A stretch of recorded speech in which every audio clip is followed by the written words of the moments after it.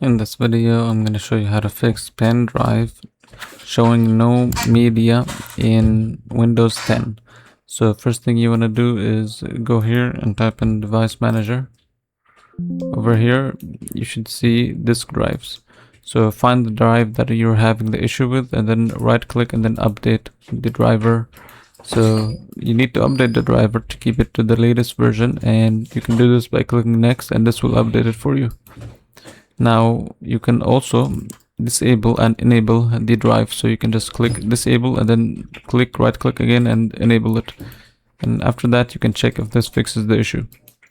If it doesn't, go here and type disk management. So when you type disk management, you will get this one which says create and format. Just click on it, wait for a few seconds.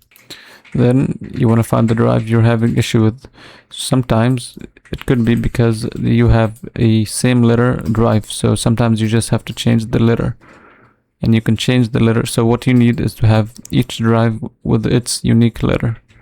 If you have two drives with same letters or a letter that is invalid, you can just change it by right clicking, change drive letter and path, and then here you can change the letter.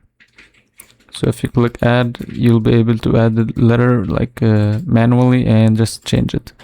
And after that, once you change the letter, this should fix the issue.